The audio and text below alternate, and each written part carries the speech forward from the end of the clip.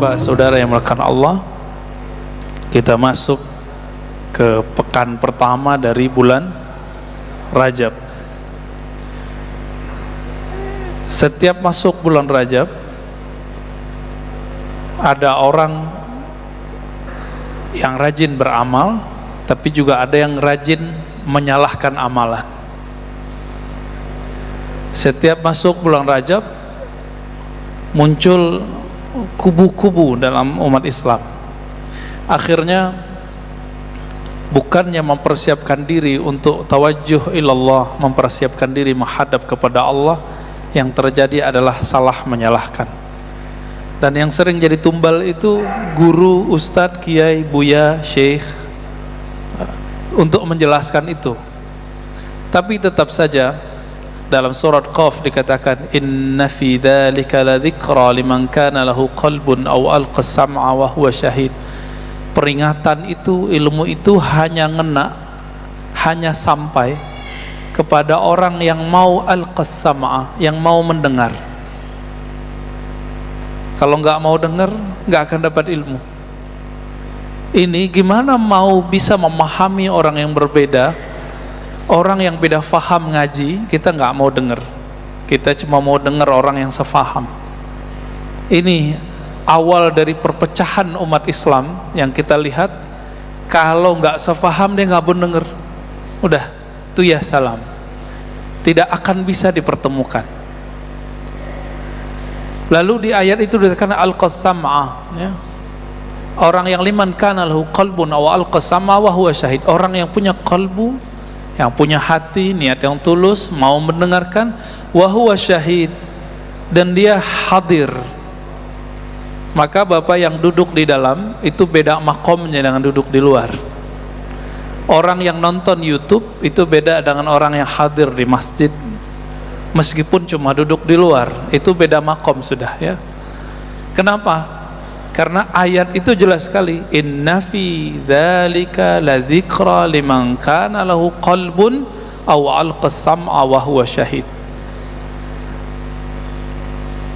Coba aja rasain Pak, Bapak duduk di dalam gak berani ngobrol, tapi duduk di luar pasti berani ngobrol. Kalau lagi nonton YouTube sambil tiduran pun berani ngaji, benar nggak? Sedangkan kami ngaji kitab, kalau dengan masyaikh kami dari dahulu itu nggak berani sambil tiduran.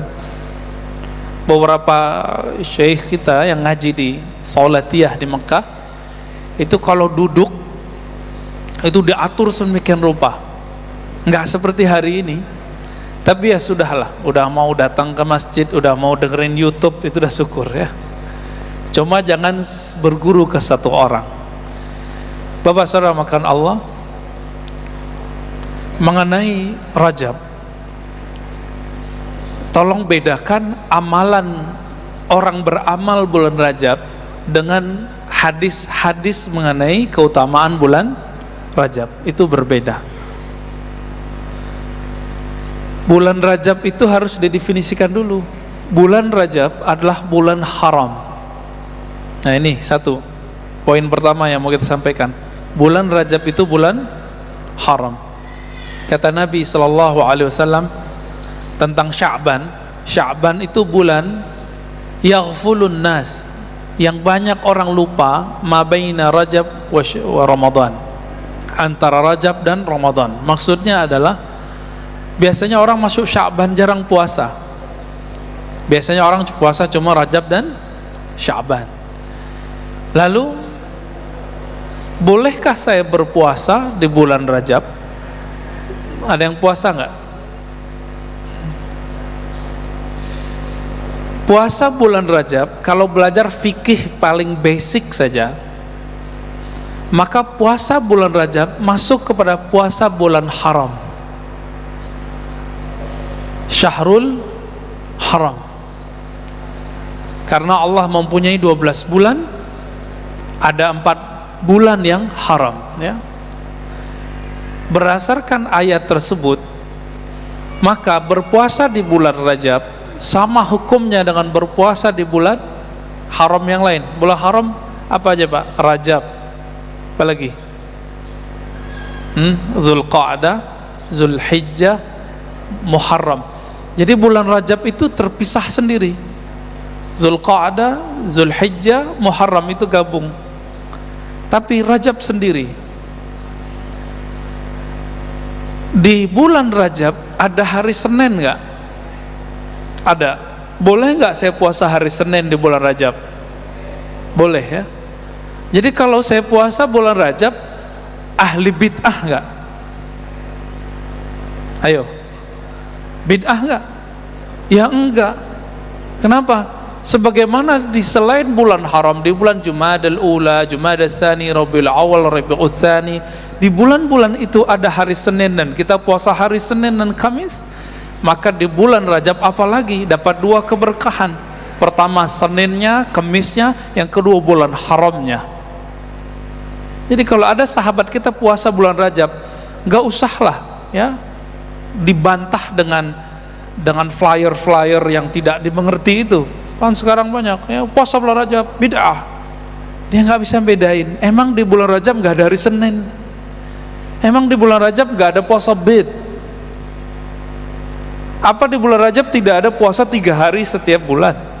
Kata Abu Hurairah, "Al-Sani Khalili, kekasihku Rasulullah," hadis sahih, mewasiatkan kepadaku untuk 3 hal. Duha 2 rakaat minimal, witir setiap malam sebelum tidur, dan yang terakhir berpuasa salasa ayyam min kulli syahr, 3 hari puasa setiap bulan. Itu enggak dilihat mau bulan apa saja. Maka Bapak saudara makan Allah, jika ada sahabat kita puasa di bulan Rajab, husnuzon aja.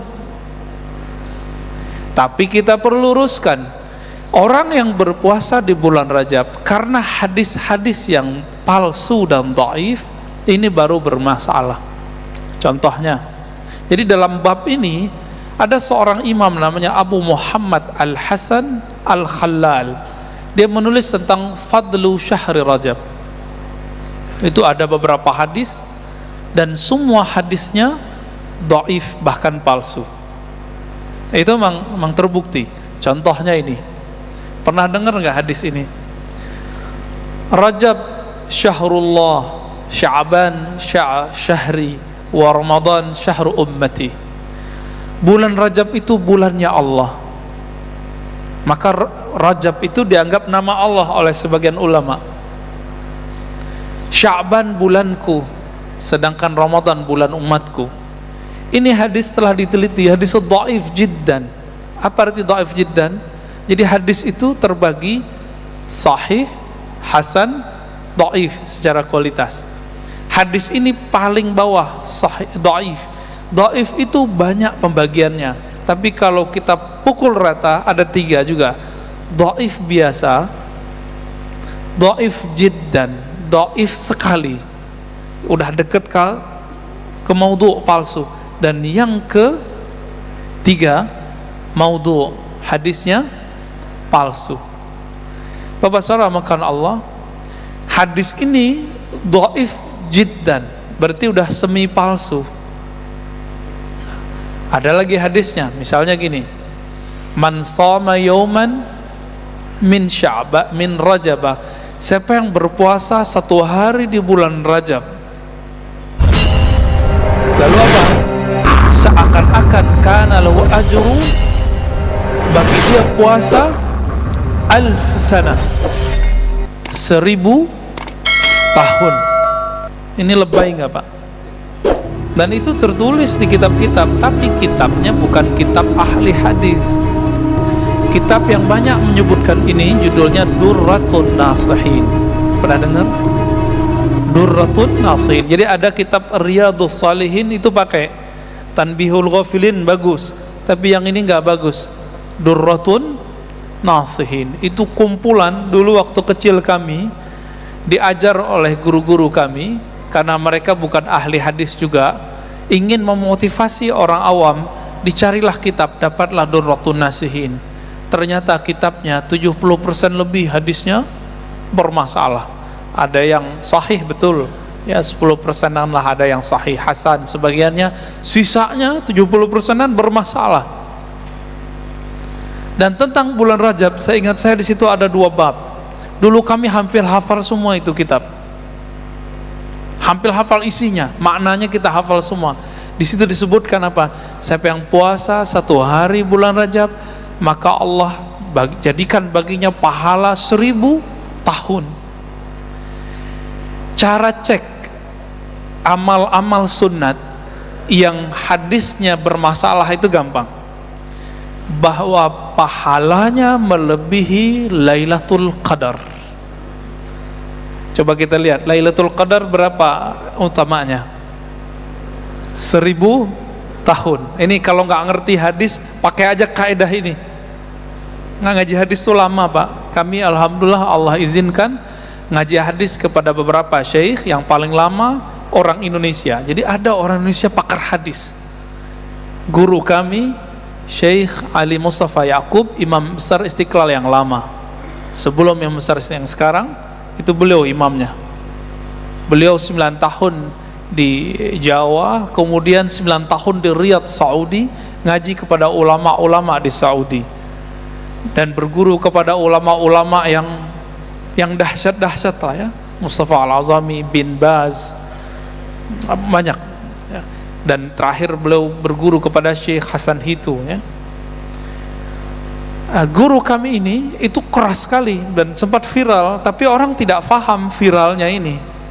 Beliau ingin menjelaskan bahwa puasa di bulan Rajab, semua hadisnya, hadis yang mana? Hadis tentang keutamaan-keutamaannya itu palsu dan dhaif. 2 aja. Kalau nggak palsu, maudhu, dhaif. Tapi tolong dibedakan. Kalau saya ingin berpuasa bulan Rajab, puasa Seninnya kah, puasa Bidnya, atau saya ingin puasa mutlak, itu boleh-boleh saja, seperti boleh berpuasa di bulan yang lain. Tapi itu video kan dipotong, jadi nggak disebutkan bagian yang beliau membolehkannya. Bapak saudara makan Allah, kalau nggak ketemu, coba pakai kaidah ini. Apa kaidahnya? Jika ada amalan sunnah yang melebihi pahalanya pahala Lailatul Qadar, pastikan hadisnya dhaif atau palsu. 1 malam Lailatul Qadar sama dengan 1000 bulan. Ini 1 hari bulan Rajab sama dengan 1 tahun atau 1000 tahun. 1000 tahun, Pak. Ngalah-ngalahin Lailatul Qadar. Oleh karena itu hadis ini pasti palsu. Pasti palsu ya. Ada lagi puasa Rajabnya disebutkan dalam hadis ya, juga Imam Khalal itu ya. Inna fil jannati nahran yuqalu lahu Rajab.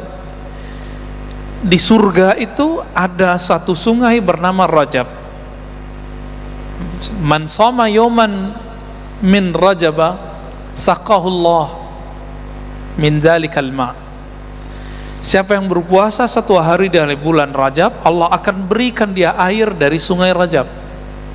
Kita udah cek, Pak, ternyata nggak ada hadis sahih yang menyebutkan ada sungai namanya sungai Rajab. Di surga itu disebutkan bahwa ada sungai, tapi nggak disebutkan namanya Rajab kecuali hadis ini. Karena ini berkaitan dengan akidah, maka hadis ini tidak bisa diterima. Akidah mengenai apa? Akidah mengenai surga. Ada, ini baru tentang puasa ya. Yang ketiga mengenai sholat. Ini kita baru lewat malam Jumat pertama. Biasanya di beberapa pesantren, beberapa zawiyah zikir, orang mengamalkan namanya sholat raghaib. Apa arti raghaib? Sholat berharap dapat rahmat Allah Ta'ala. Berapa rakaat? Ba'da maghrib sampai isya 12 rakaat. Setelah kita teliti hadisnya, ternyata sumber hadisnya kita dapatkan dari kitab Imam Salafus Saleh, sebenarnya Imam Abu Talib Al-Makki. Judul kitabnya Qutul Qulub. Qutul Qulub itu artinya makanan qalbu. Lalu kitab itu, hadis yang ada di kitab itu dinukil kembali oleh Imam Abu Hamid Al-Ghazali dalam Ihya Ulumuddin. Maka 2 imam ini termasuk imam yang rajin mengamalkan salat raghaib. Tapi hadis itu diteliti nanti oleh Imam Subki dan Imam Al-Iraqi. Apa hasilnya? ternyata hadisnya palsu. Hadisnya apa? Palsu. Oleh karena itu ahli hadis membid'ahkan salat raghaib, salat antara maghrib dan isya di awal Jumat pekan pertama bulan Rajab. Tapi Imam Abu Talib Al-Makki dan Imam Abu Hamid Al-Ghazali tetap melakukannya. Kenapa mereka tetap melakukannya? Karena mereka menemukan ulama salaf sebelum mereka mengamalkannya. Saya lama memikirkan ini bid'ah atau tidak, bid'ah atau tidak. Ternyata kita lihat sejarahnya, ini panjang ini sejarahnya. Dulu ada namanya Imam Abu Muhammad Al-Maqdisi, menulis kitab mengenai bid'ahnya salat raghaib. Akhirnya terjadi pecah ya di satu masjid di zaman Syekh Ibnu Taimiyah. Dia membubarkan orang lagi salat raghaib, dan akhirnya nama Ibnu Taimiyah menjadi hancur, tidak disukai di Damaskus saat itu. Kenapa? Syekh Ibnu Taimiyah meneliti sendiri sebagaimana Al-Maqdisi dan hasilnya sama, hadisnya palsu. Tapi dhaif ataupun palsu, Imam Nawawi yang juga mengatakan ini salatnya batil, tapi dia punya kaidah. Contohnya gini, Imam Nawawi itu nulis kitab Arba'in. Di sini ada Ta'lim Arba'in 42 hadis. Belum ya? Silakan dibuat Pak ya. Khatam lah itu, nanti diijazahkan pakai sanad oleh gurunya kalau bisa. Imam Nawawi mengatakan, saya nulis hadis 42 ini bukan karena keutamaan yang ada di hadis dhaif. Di hadis dhaif dikatakan, man hafiza arba'ina hadisan, siapa yang hafal 40 hadis, maka Allah akan kumpulkan dia bersama para ulama, para nabi di akhirat nanti. Setelah diteliti hadis ini dhaif, lalu beliau mengatakan, saya tidaklah mengamalkan hadis mengenai keutamaan 40 hadis itu, tapi saya melihat ulama salafus saleh melakukannya, yaitu Imam Ibnul Mubarak menulis kitab Arba'in fil Zuhud, Arba'in fil Jihad, 40 hadis mengenai zuhud ataupun jihad. Maka beliau mengikuti amal ulama salafus saleh. Jadi ini ada rumus Bapak Saudara makan Allah. Hadisnya dhaif, hadisnya dhaif, lemah, tapi ada ulama salaf yang mengamalkannya bukan karena hadis itu.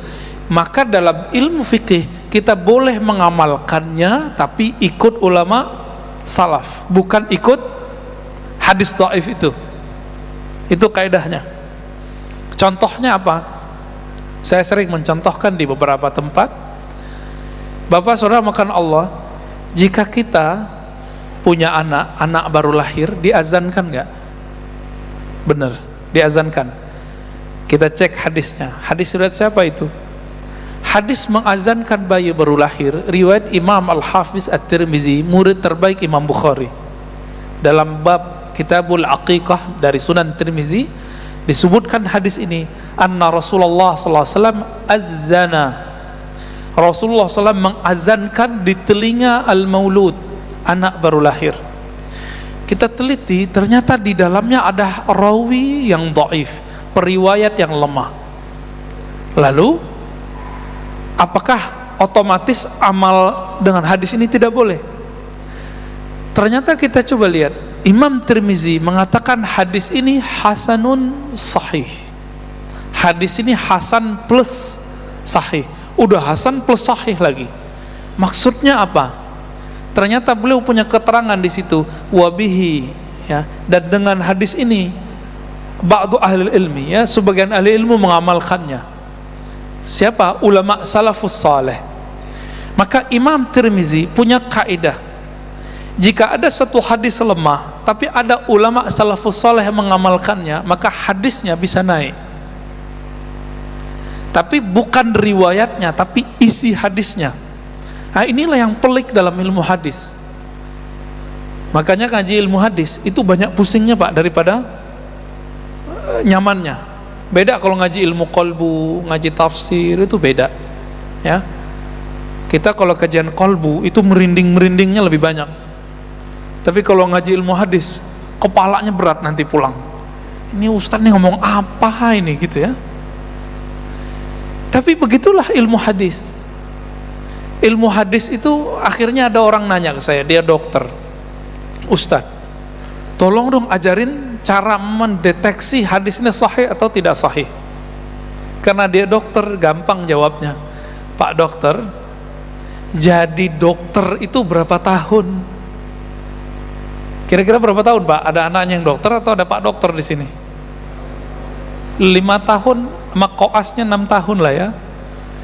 Maka saya jawab, ahli hadis umum seperti dokter umum minimal ngaji hadisnya bersama syekh, bukan sendiri. Talaqi, bersanad, minimal berapa tahun? 6 tahun itulah. Atau sekarang di ma'had kami, di tempat guru kami Syekh Ali Mustafa Yaqub, Allah yarham, sekarang dipegang oleh anaknya ya, Ustaz Ziaul Haramain, masih muda, tamat Madinah, alim. Beliau dulu ya, Syekh Ali Mustafa Yaqub merumuskan jadi 4 tahun. Bisa Pak, tapi di India belum bisa. Di India masih 10 tahun. Maka di India itu ahli hadis itu terbagi dua. Ada ahli hadis bermazhab Hanafi atau Syafi'i, ada ahli hadis yang disebut Athari. Athari itu beda dengan Salafi, tapi mirip dengan Salafi. Miripnya apa? Mereka tidak bermazhab. Bedanya dengan Salafi, Salafi anti mazhab, kalau mereka tidak anti mazhab. Kalau di Indonesia mirip Muhammadiyah. Muhammadiyah itu di Indonesia tidak anti mazhab, tapi tidak terikat oleh mazhab. Bedanya, tarjih Muhammadiyah tidak semuanya ahli hadis, sedangkan kelompok Atsari di sana itu kebanyakan ahli hadis. Di antara imamnya ada Imam Al-Mubarakfuri, Syamsul Azim Abadi ya, pensyarah Sunan Tirmizi dan Abu Daud. Mereka itu termasuk yang ngaji hadisnya lama. Maka di India Bapak Saudara, makanya Allah kalau ngaji hadis, orang kalau sudah diijazahkan gurunya ngajar, dari dia umur 20-an sampai 70 umurnya, itu cuma ngajar 1 atau 2 kitab. Maka kalau mau cari penghafal Sahih Bukhari, Muslim masih banyak di India. Jadi pusat kajian hadis bukan Saudi Pak, harus diketahui. Pusat kajian hadis sudah lebih dari 3 abad itu di India, Pakistan. Maka sanad ilmu hadis kita sebagian ke sana. 2007 sanad hadis pertama yang saya terima untuk Sahih Bukhari itu berasal dari Hyderabad. Guru saya itu yang nguji disertasi Syekh Ali Mustafa Yaqub. Bapak saudara makan Allah. Jadi kalau pusing masalah kok hadis bisa diteliti, ya iya, tapi cara menelitinya mirip kayak diagnosa dokter. Adapun yang diajarkan di kampus-kampus itu bukanlah menjadi dokter hadis. Di kampus-kampus hari ini hanya pakar teori-teori hadis. Bedakan di UIN, di Al-Azhar, bahkan di Madinah, di mana-mana hari ini kalau orang ngaji hadis itu cuma teori ilmu hadis. Kalau mau ngaji kitab hadisnya itu biasanya di ma'had-ma'had, di zawiyah-zawiyah, di tempat syekh-syekh. Oleh Kiai Ali Mustafa Yaqub dijadikan itu formal di Ma'had Darus Sunnah. Jadi kalau ada anaknya bagus bahasa Arabnya Pak, kuliahkan S1 di UIN sembari masuk ke Darus Sunnah. Bapak saudara makan Allah. Berdasarkan penjelasan ini, Imam Ibnu Hajar Al-Asqalani, beliau pensyarah Sahih Bukhari, mengatakan apa? Semua hadis keutamaan bulan Rajab itu cuma 2 jenis saja, dhaif, maudhu. Dhaif dan lemah. Tapi tolong dibedakan. Ada orang tadi ingin beramal di bulan Rajab karena ingin mengikuti tradisi ulama salaf, itu boleh. Sekarang kita tinggalkan hadisnya dulu. Imam pakar hadis palsu namanya Ibnul Jauzi, dalam bab tentang Rajab dia punya kekhasan. Meskipun dia geli ngelihat hadis palsu, tapi dia kemudian tinggalkan hadis palsu, dia lihat amalan ulama salafus saleh. Dalam kitab At-Tafsirah beliau mengatakan, ulama salafus saleh terdahulu Salaf itu abad pertama, kedua, ketiga Hijriah. Setiap kali masuk bulan Rajab, maka mereka mempersiapkan diri untuk bulan Ramadan. Makanya meskipun hadis dhaif, maka itu dibaca. Apa hadisnya yang dibaca imam tadi? Allahumma barik lana fi Rajab wa Sya'ban wa ballighna Ramadan. Di riwayat lain wa barikna fi Ramadan. Ya Allah, berkahi kami di bulan Rajab dan Sya'ban, dan sampaikan kami ke Ramadan, berkahi kami di Ramadan. Hadis ini ittifaq, semua sepakat bahwa hadis dhaif, tapi orang beramal bukan karena hadis ini. Tapi ada ulama salafus saleh, disebutkan oleh Imam Ibnul Jauzi, beberapa ulama tabi'in membaca doa ini. Jadi bolehkah kita baca doa ini karena ikut ulama tabi'in? Boleh, bahkan dianjurkan. Jadi silakan Pak, diaminkan kalau imam baca ini. Gak usah berdiri langsung ya, aminkan aja itu. Kalau enggak duduk aja, walaupun kita duduk kita dapat berkahnya. Kita ini kan sering minta doa ke kiai, ke syekh, ke ustadz. Sekarang dapat doa gratis dari hafiz Quran yang duduk di depan. Mau enggak? Ya? Enggak mau. Susah-susah nyari kiai kemana-mana minta doa. Ternyata doa itu berlimpah di masjid ini. Dan saya suka sekali, ini masjid berapa jarak iqamat dengan azan? Itu keren Pak, bagus. Ini baru sesuai dengan fikih yang sahih. Jangan buru-buru, di sebagian masjid 7 menit. Wajar kalau kita lihat ke belakang cuma 3 shaf. Jadi begini nih bener. Kalau tambahin lagi sebenarnya boleh Pak. Ya. Di Turki, ulama-ulama fikih bermazhab Hanafi, mereka ahli hadis. Mereka menggunakan hadis yang lain, bahwa Nabi SAW salat subuh di akhir malam, udah mau deket-deket terbit matahari. Maka kalau Bapak ke sana, kita salat subuh begini Pak di luar. Ya, burung-burungnya kayak tadi. Jadi suasana kayak di Masjid Ayyubiyah saya tadi ya. Jadi awal datang ke sini, ini kok kayak nggak di Jakarta ini ya, nggak kayak di Tangerang juga ini. Kayak di mana? Kayak di Turki rasanya. Burung-burung, cuma hati-hati ini nya macam-macam ya. Bapak saudara makan Allah. Nah, ini salah satu sunnah yang boleh diamalkan. Apa kata ulama kita? Imam Ibnul Jauzi mengatakan, jika engkau ingin mendapatkan keberkahan, keberhasilan di malam Ramadan, Lailatul Qadar, maka mulailah menanam semangatmu, amalmu dari bulan Rajab. Kalau kita nanam padi itu 3 bulan Pak, benar. Ditanam hari ini, setelah 1 bulan dia tumbuh, tapi juga tumbuh rumput bersamanya, maka kita bersihkan. Kata Imam Ibnul Jauzi, maka ulama salafus saleh dulu di bulan Rajab mereka mulai qiyamul lail, dicoba 11 rakaat, 20 rakaat setiap malam. Kadang kuat, kadang tidak, kadang kuat, kadang tidak. Dimasuk bulan Sya'ban, capeknya hilang. Jadi kalau udah masuk bulan Sya'ban, capeknya hilang. Apa yang harus dibersihkan? Kekurang-kurangannya dihilangkan. Ini yang disebut di bulan Sya'ban cukup merapikan apa yang sudah ditanam. Nanti di bulan Ramadan cukup memetik hasil. Karena kami punya rumus Pak. Coba lihat Nabi Yunus, berapa lama beliau di dalam perut ikan?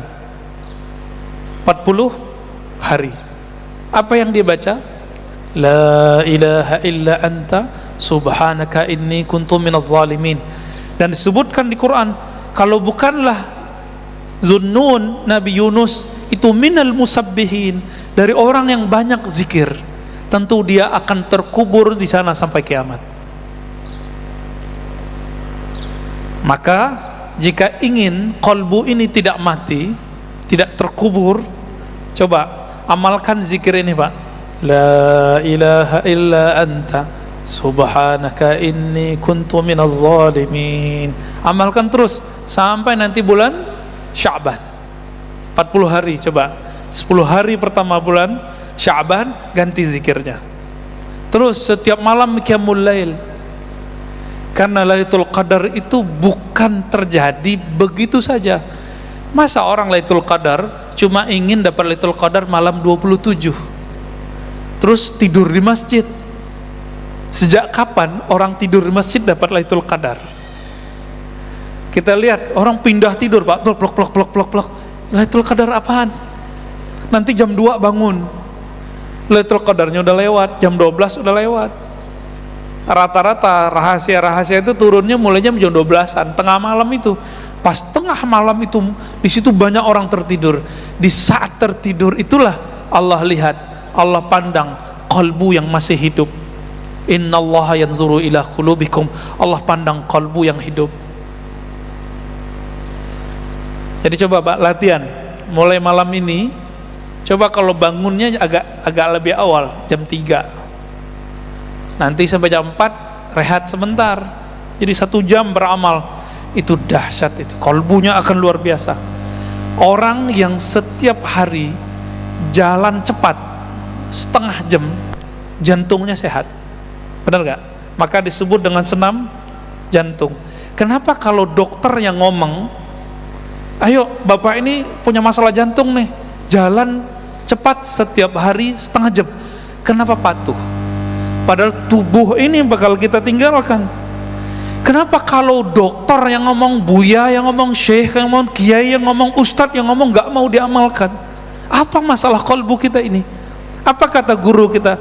Apa kata syekh kita? Apa kata nabi kita? Apa kata Allah Rabb kita? Wa minal lail fatahajjad bihi nafilatan lak.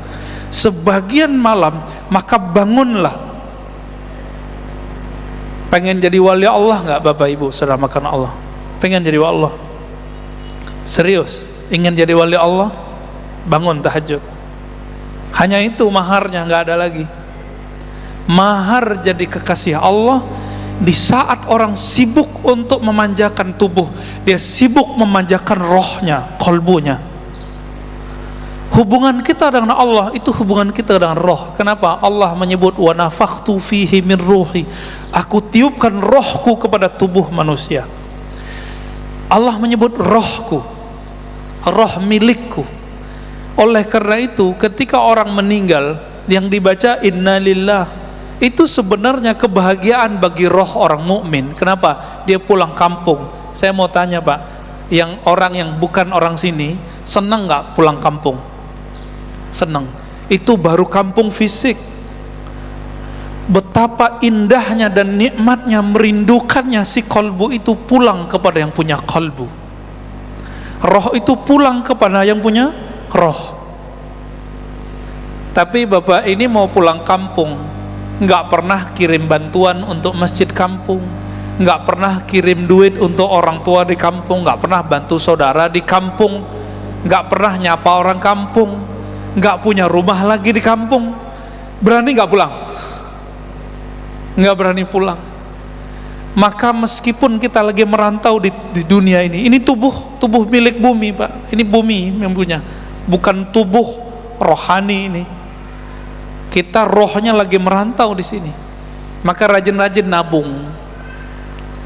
Ini hadis terakhir yang saya mau baca. Salat syuruknya boleh ditunda ya. Apa kata Nabi dalam hadis sahih riwayat Imam Tirmizi?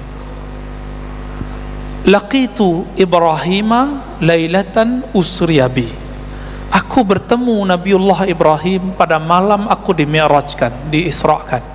Di mana itu? Di langit ketujuh. Jadi Nabi Muhammad ketemu Nabi Ibrahim di langit ketujuh, karena langit itu tempat tinggalnya roh-roh suci, bukan tempat Allah, tempat tinggalnya roh-roh suci. Hadis sahih Imam Bukhari. Di sini hadis riwayat Imam Tirmizi. Lalu Nabi Ibrahim mengatakan, ya Muhammad, ini kabar gembira buat kita.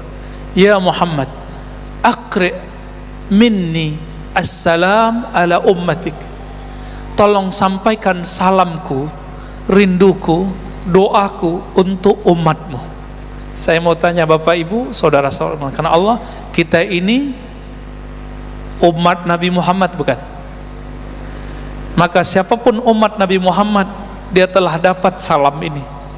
Itulah rahasianya kenapa kita harus berbalas, dan akhirnya diabadikan salawatnya kita kepada Nabi Muhammad itu disebutkan seperti salawat ke Nabi Ibrahim.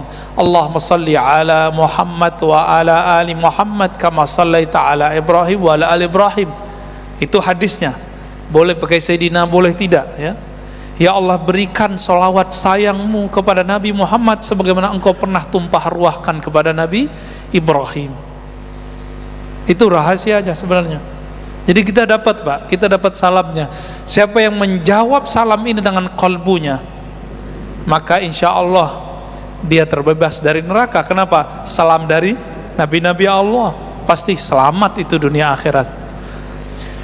Lalu Nabi Ibrahim mengatakan, ini yang salam beliau itu ingin menyampaikan ini,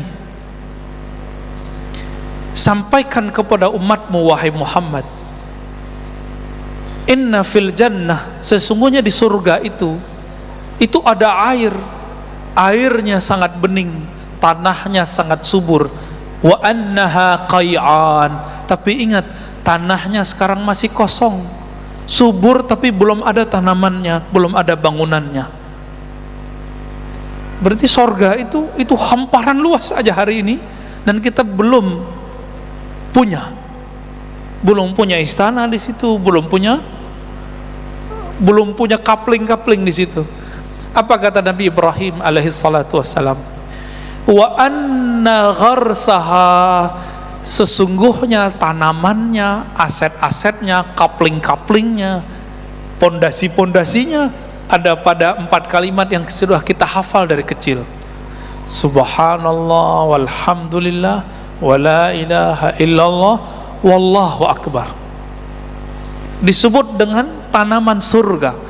Di hadis Imam Bukhari, Nabi berkata ke Abu Musa al-Ash'ari, ala adulluka ala kanzin min kunuzil jannah, maukah kamu aku tunjukkan investasi surga, kanzun. Apa itu? La haula wala quwwata illa billahil azim. Maka ulama kita gabungkan hadis yang terpisah ini. Himbauan saya cuma satu, Pak, supaya salam ini terjawab, salam Nabi Ibrahim ini terjawab. Coba kalau pagi jangan lupa zikir subhanallah walhamdulillah wa la ilaha illallah wallahu akbar wa la haula wa la quwwata illa billahil azim 100 kali. Sore 100 kali. Terus begitu sampai kita mati. Berarti kita telah membangun, telah investasi di surga. Ingat kalian hadisnya tadi, wa annaha qay'an, bahwasannya surga itu tanahnya sangat luas, sangat subur, tapi tidak ada tumbuhannya. Kalau ingin bangun istana cuma 2 caranya: sedekah, sholat 12 rakaat. Sedekah bangun masjid, man bana lillahi baitan banallahu lahu baitan fil jannah. Yang bangun masjid, Allah bangunkan istana di surga. Yang kedua, siapa yang sholat isnatai asyrata rak'ah, yang sholat 12 rakaat setiap hari, banallahu lahu qasran fil jannah, maka Allah bangunkan bagi dia istana di surga. Makanya duha itu 12 rakaat meskipun hadisnya dhaif. Kalau nggak sanggup ya 2 sampai 4, ya. Nah, ini pesan Nabi Ibrahim, itulah pesan inti kita. Coba amalkan ini bulan Rajab, nanti Sya'ban tinggal hilang capeknya.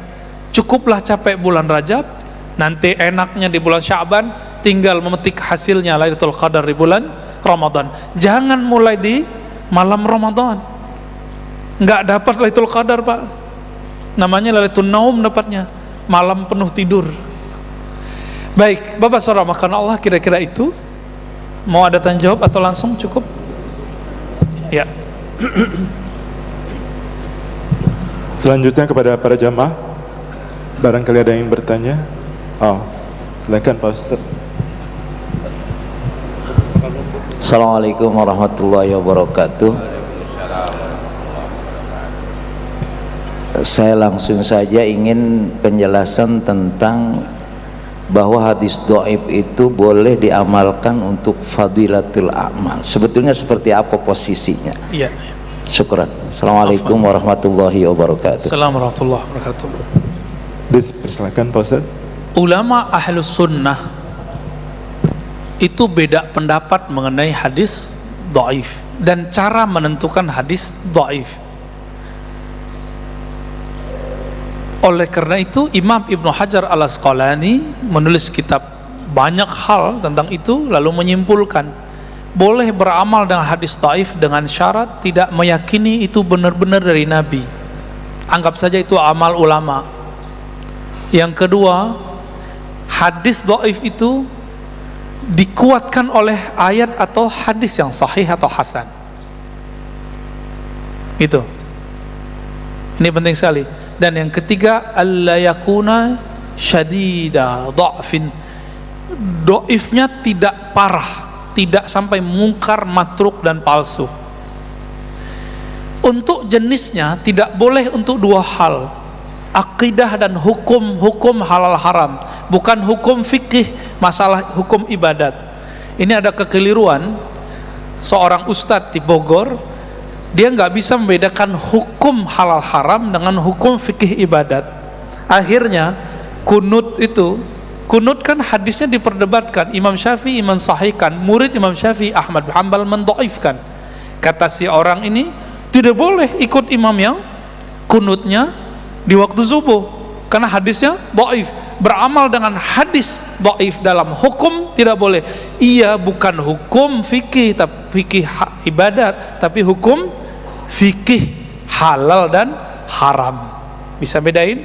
Ya. Oleh karena itu Syekh Zakaria Al-Kandahlawi menulis kitab namanya Fadailul A'mal. Orang India ahli hadis itu bisa bahasa Arabnya jago. Boleh mensyarah kitab Al-Muwatta 1 jilid menjadi belasan jilid.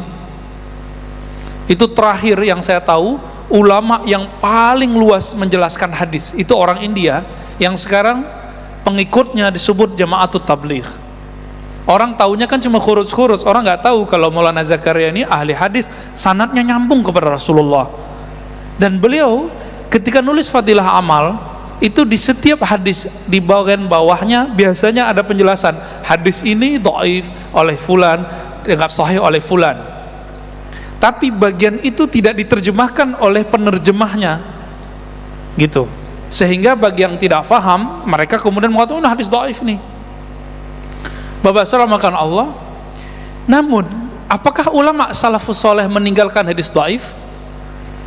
Saya sampai kepada kesimpulan ulama salafus soleh ittifaq, sepakat beramal dengan hadis dhaif.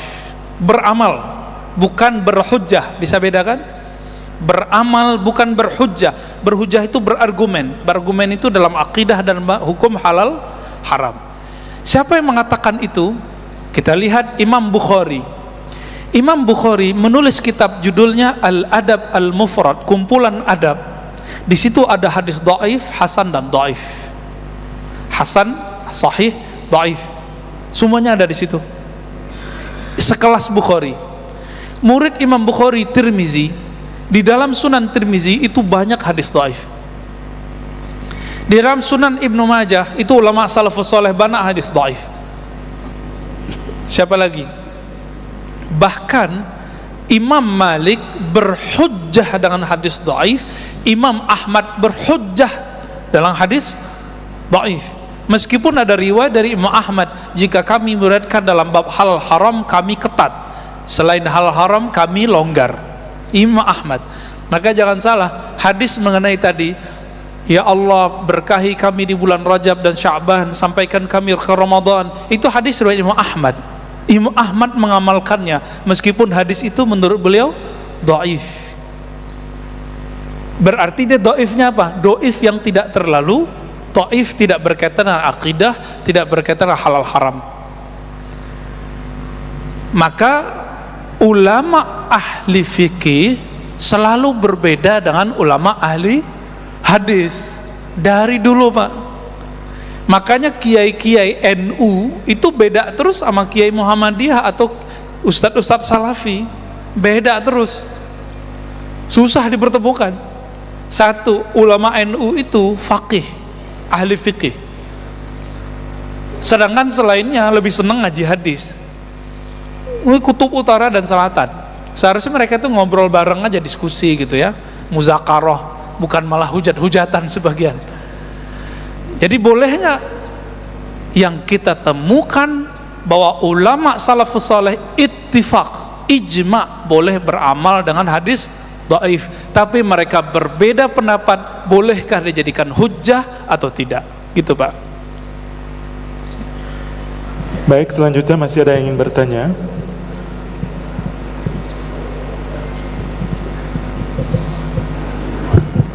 Terima kasih Ustaz. Assalamualaikum warahmatullahi wabarakatuh.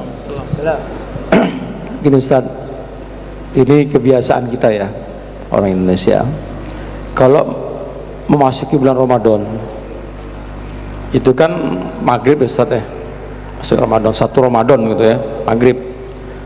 Ini saya ini orang Sumatera, saya orang Medan. Jadi kita orang tua tuh dulu ngajarin dulu, asal masuk bulan suci Ramadan, memasuki bulan suci Ramadan, kita harus berbenah diri. Artinya kita harus mensucikan diri, mandi gitu, mandi sekujur tubuh dari rambut segala macam, bahkan dikasih kembang.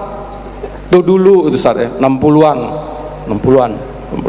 Tapi kita belajar, akhirnya itu nggak ada gitu.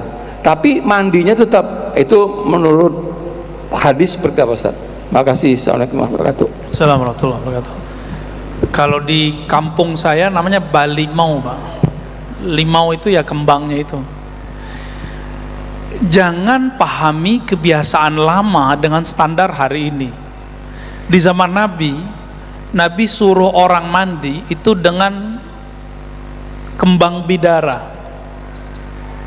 ya, iksiluhu bima'in wasidrin. Untuk orang mati aja yang paling harum, yang bisa menghilangkan bau orang mati itu adalah air plus sidrin. Sidrin itu bidara. Ya, itu kembangnya ala orang Arab itu begitu. Di zaman dulu belum ada sabun. Sabun itu kan yang berbuih-buih itu baru ada belakangan Pak, kesalahan penemunya. Awalnya kan sabun itu nggak berbuih, tahu-tahu pas dibuat eksperimen berbuih. Tapi masyarakat lebih seneng berbuih itu dianggap sabun, padahal sabun yang benar nggak berbuih Pak. Deterjen itu sabun berbuih itu deterjen. Sabun yang aman itu bukan yang berbuih itu sebenarnya. Maka dulu ulama-ulama kita untuk masuk Ramadan, mau nyambut Ramadan, nggak ada persiapan kayak nyambut bulan biasa.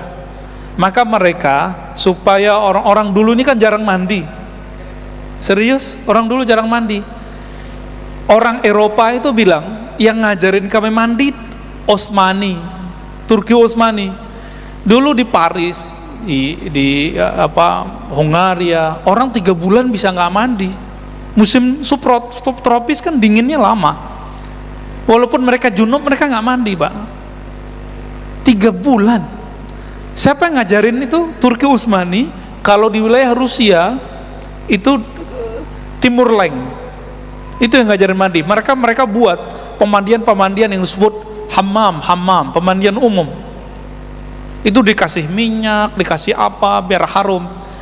Kalau saya mandi dengan kemenyan apa, boleh nggak sih? Boleh aja toh. Saya mau tanya, dulu adakah parfum yang ditaruh di depan itu Pak? Nggak ada. Ya, dulu orang pakai apa? Ya pakai kemenyan, pakai gayu gaharu. Jadi sekarang muncul khurafat di kalangan ahli ruqyah. Hati-hati. Nggak ada di hadis satupun, nggak ada di Quran satupun, satu huruf pun tidak menyebutkan apa itu asapnya kemenyan, makanannya jin.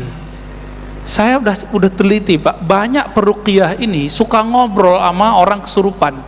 Orang kesurupan tuh lebih gila dari orang gila. Hati-hati, orang kesurupan lebih gila daripada orang gila. Ngapain percaya dengan obrolannya? Yang gila siapa sih? Yang ruqyah atau yang diruqyah? Kurang cerdas ini. Masa percaya sama orang yang lagi kesurupan? Kesurupan itu kututup otaknya, akal sehatnya udah nggak ada itu. Masa percaya yang begituan? Apa kata yang lagi kesurupan? Itu asap makananku. Ya. Yang paling menyedihkan apa? Kan kita kalau orang lama itu ada kaligrafi nama-nama Ashabul Kahfi. tanda kalau yang kesurupan itu jinnya, kalau iya ada jin di dalamnya, itu pembohong besar. Itu ada kaligrafi nama-nama Ashabul Kahfi. Dia bilang, saya tinggal di kaligrafi itu. Mana bisa jin tinggal di kaligrafi? Itu bohong besar itu.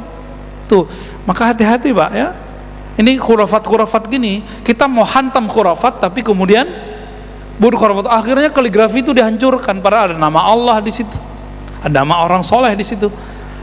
Jadi kalau ada tradisi begitu, Bapak nggak usah pakai kembang lagi, pakai Lifebuoy aja Pak, atau pakai apa lagi, Lux ya, pakai yang harum, dan itu lebih canggih daripada pakai kembang gitu. Tetap mandi. Itu dulu, zaman dulu orang jarang mandi Pak, mandinya di kali. Sekarang zaman modern, ketika mau masuk bulan Ramadan gak perlu turun ke sungai. Itu tradisinya, meskipun itu tidak haram, dia bisa menjadi haram jika bercampur baur laki perempuan buka aurat. Hati-hati loh ya. Ya. Tapi kalau misalnya gak ada campur baur, sama kayak kita mandi di kolam renang. Ini lucu juga, kawan saya hobi mandi di kolam renang campur baur laki perempuan, tapi dia mengharamkan balimau itu Pak. Nggak connect, nggak stabil. Seharusnya istiqomah berpikirnya, kalau haramkan ini, haramkan dong yang itu. Berhukum itu jangan setengah-setengah. Katanya udkhulu fisilmi kafah, masuk Islam itu kafah gitu Pak. Jadi silakan nanti tetap mandi pakai minyak nyonyong, pakai apa kayak terserah, tapi pakai yang baru-baru itu lebih enak Pak ya, nggak usah pakai yang horor-horor itu. Enggak, itu uruf. Nah, terakhir saya tutup dengan kalimat ini. Ulama ahli fikih dan usul fikih, ada dalam ilmu usul fikih namanya sumber hukum Islam yang bukan dari Quran, Sunnah, Ijma, Qiyas, tapi namanya uruf. Uruf itu tradisi yang berulang-ulang. Jika dia tidak bertentangan dengan satu dalil pun, maka dia disebut urfun sahih, urf yang sahih, yang boleh. Tapi kalau bertentangan dengan satu dalil, contohnya campur baur nanti dengan laki perempuan, maka disebut urufnya, ya saya lihat di beberapa wilayah yang banyak sungainya masih begitu. Nggak perlu nunggu Ramadan Pak, hari biasa juga begitu ya. Nambah Pak ya, nambah ini Medan. Ini nyambung deh gara-gara Ustadz ngomong. Ini satu lagi Ustadz, kan menurut tadi Ustadz sampaikan bid'ah itu ya, sekarang kan kita tren kali dengan bid'ah itu. Sampai saya jujur aja Pak ya, kita ini dorong tua Pak ya, lihat anak-anak sekarang itu aduh macam-macam deh, suka membid'ahkan orang. Kita itu orang tua, kita ibadah dari dulu Pak, iya kan? Ya saya mau tanya gini Pak, bid'ah itu sebenarnya fikih kan, kalau fikih kan hukum Pak ya, haram dan halal. Nah kalau bid'ah itu, karena dibilang bid'ah itu dolalah finar, neraka, kan kita serem mendengarnya itu tak. Loh, kita ibadah dibilang neraka, sholat salah neraka, semua neraka. Loh, kapan dapat surganya? Jadi yang saya tanyakan Pak, bid'ah itu sebenarnya bentuk apa? Ya. Terima kasih. Assalamualaikum. Assalamualaikum. Kajian bid'ah itu berjilid-jilid sebenarnya Pak. Bisa 12 pertemuan tentang bid'ah itu. Tapi kita ringkas ya. Bid'ah dalam bahasa Arab adalah syai'un muhdas lam yusbaq misluh, perkara baru yang tidak ada contoh sebelumnya. Maka Allah itu disebut badi'. Allah itu pembid'ah. Kenapa? Menciptakan sesuatu tanpa ada konsep dan contoh sebelumnya. Semuanya ada dalam ilmu Allah. Allah nggak perlu contek. Maka Allah disebut badi'. Nggak disebut pembid'ah Pak, bukan. Badi' ya, yang paling banyak buat hal yang baru-baru. Kata bid'ah muncul di hadis Imam Muslim. Hadisnya itu jelas sekali kaitannya masalah apa ya? Masalah usuluddin, usulul ibadat. Apa kata Nabi? Iyyakum wa muhdatsatil umur. Jauh-jauhlah kamu dari perkara yang baru. Kenapa? Kullu muhdatsin bid'ah, kullu muhdatsatin bid'ah. Setiap yang muhdatsah, setiap yang baru itu bid'ah. Baru yang apa? Yang baru dalam masalah agama, bukan dalam masalah selain agama. Tapi bid'ah itu berkembang maknanya. Contoh, antara sahabat Umar dan sahabat Abu Bakar radhiyallahu taala anhuma, sahabat kita, simbolnya sahabat-sahabat Rasulullah yang sangat dicintai oleh ulama ahlu sunnah, itu beda pendapat di awal waktu. Ini penting, coba Bapak dengarkan sebentar. Ketika meninggal 700 huffaz, penghafal Quran, Umar terburu-buru datang ke Abu Bakar sebagai khalifah. Apa kata Umar? Ya khalifatar Rasul, ijma'il Quran. Wahai khalifah Rasulullah, kumpulkanlah Al-Quran. Langsung Abu Bakar membelalak dan mengatakan, hei Umar, hal taf'al ma lam yaf'alhu Rasulullah? Apakah kamu buat yang Nabi tidak buat? Coba lihat, ada dua definisi bid'ah. Bid'ah versi Abu Bakar, kalau Nabi nggak buat bid'ah. Sedangkan Umar mengatakan bukan begitu wahai Abu Bakar. Akhirnya dijelaskan oleh Umar radhiyallahu taala anhu, Abu Bakar, kalau kita mati, semua hafiz mati, nanti anak keturunan kita sampai zaman kita ini nih nggak ketemu lagi Quran. Benar nggak? Maka diulang. Coba kamu bayangkan kalau kamu mati, guru-guru kita mati, murid-murid kita mati di medan juang, apa yang akan dipakai oleh keturunan kita, umat Islam setelah itu?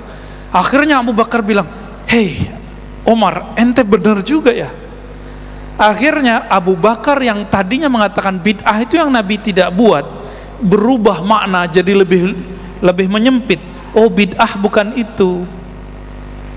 Bid'ah itu sesuatu yang tidak ada maslahat. Apa arti maslahat? Kebaikan-kebaikan untuk umat Islam juga dan umat manusia secara umum. Akhirnya mereka berdua cari mana anak muda yang lagi ngejreng, ngejos, bisa dibuatkan bagi dia program mengumpulkan Quran. Abu Bakar Umar kemudian mengatakan, oh iya, ada Zaid bin Sabit. Datanglah mereka ke Zaid bin Sabit. Ketika datang ke Zaid bin Sabit, tanggapan Zaid sama, wahai Abu Bakar, hai Umar, apakah hal taf'alani ma lam yaf'al bihi Rasulullah? Apakah engkau buat yang Nabi tidak buat? Jadi Zaid juga berpikiran bid'ah itu yang Nabi tidak buat. Yang paling cerdas ngomong kan Umar ngomong lagi, jelasin lagi. Akhirnya Zaid mengatakan, oh gitu ya. Tapi Abu Bakar, jika engkau perintahkan aku memindahkan gunung terlihat, bisa aku pindahkan. Tapi kalau Quran mau dikumpulkan, Quran itu terkuburnya di dada orang. Maka ulama kita mengatakan ini Pak, sudurul ulama kuburul asrar. Kolbunya ulama itu adalah kuburan dari rahasia-rahasia Allah. Quran, hadis, ilmu itu ada di dadanya ulama. Maka hati-hati sama mereka, benar-benar beradab kepada mereka. Bapak saudara makan Allah.